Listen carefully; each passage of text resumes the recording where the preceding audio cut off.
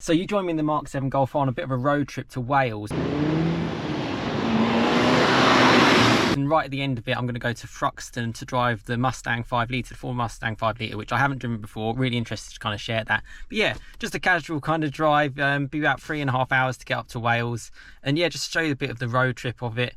And yeah, compare it a little bit.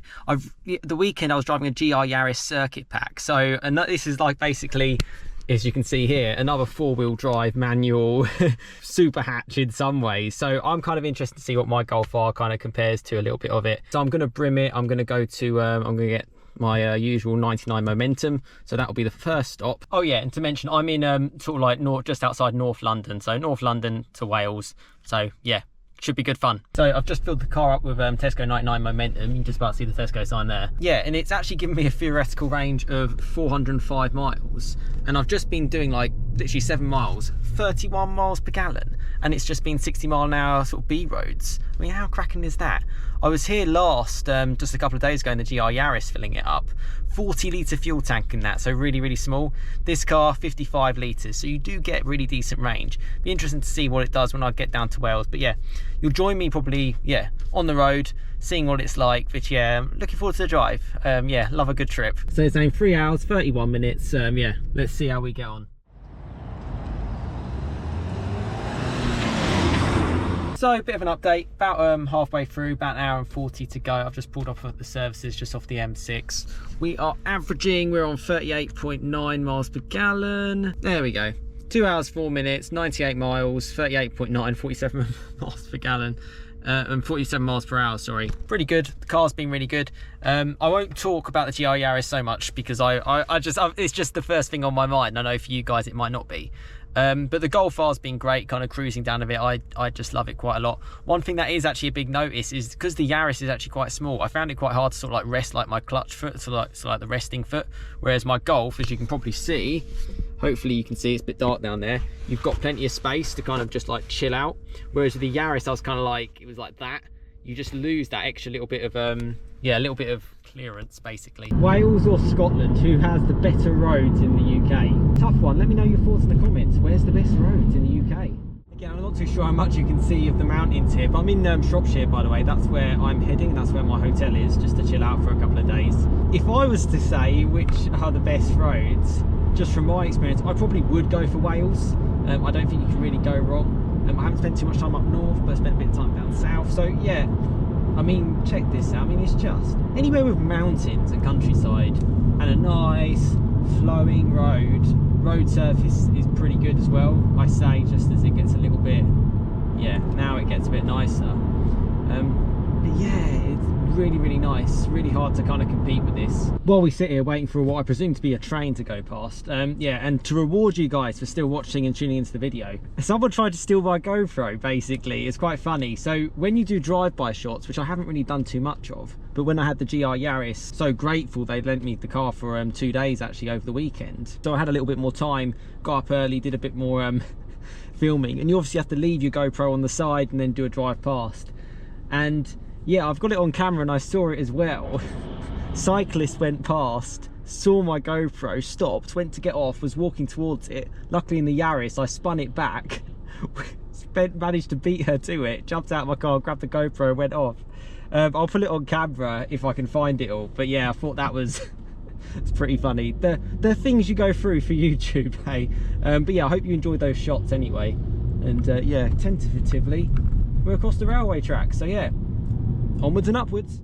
I had to put the camera back on because yeah, the roads have just got literally just ziggity-zaggity heading upwards. It's just so nice. And the thing is, you don't even need to like really push it to kind of enjoy it. It's just the flowing nature of the roads.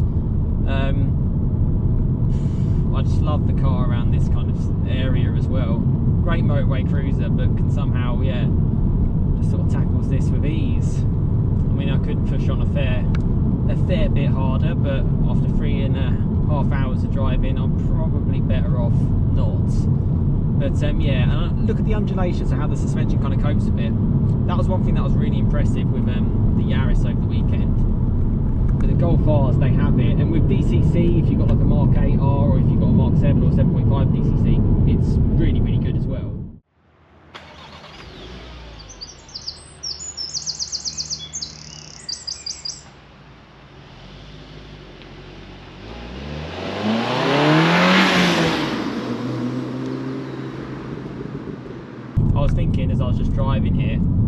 that's literally about 10 minutes ago. What's my favourite gear change? I know it's a bit of a random thing to say, but I'm going to go with the Golf R, which doesn't have the best of manual gearboxes. In fact, it's probably one of the worst. The clutch and it's just not really designed for 300 horsepower other than 1.5 tons of car, whereas the Yaris was designed for that. It's a proper clutch, proper gearbox. My favourite gear change is rev matching down to third and third to fourth. I just love like the action of it. It's really, really nice.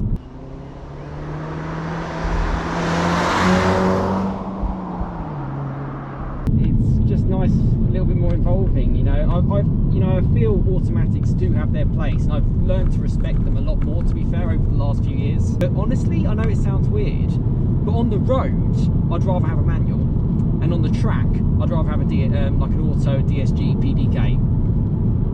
And that's just where I'm at. I think on the track, particularly for someone like myself, I don't drive and race every day.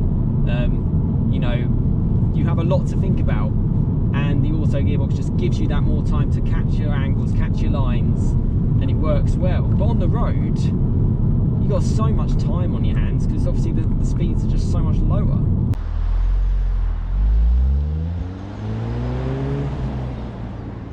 Yeah, so big fan of manuals. I'm going to hold on to it right up until the last. It's one of the reasons why I can't really get on board with electric, being no gear changes at all. I mean, look at these roads. I mean, no joke, what am I doing? It's a 60 and I've been doing like no more than like 45, and I've been loving it. Me and this car in front, having a great time. So we're nearly here. Look at the sea of yellow. So nice. I've been stuck behind a Peugeot and now a VW Fox, but such a gorgeous drive. Put it into race mode, so I'm not going to be so boring towards the end.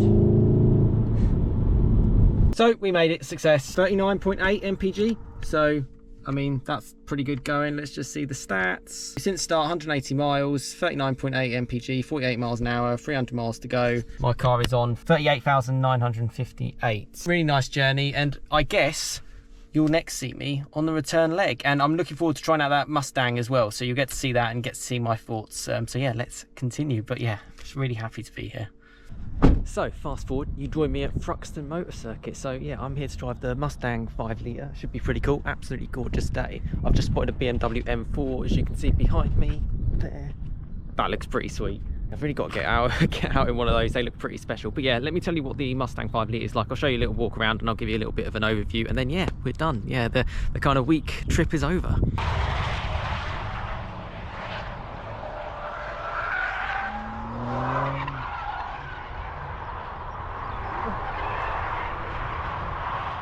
Apologies for the noisy M1. I'm with the Golf R. It's absolutely gorgeous around here, so I thought I'd pull up. I realised I hadn't talked a little bit about the Mustang 5 litre, so I thought I'd kind of explain a little bit. Yeah, and I guess it was one of those ones where it's like, don't meet your heroes.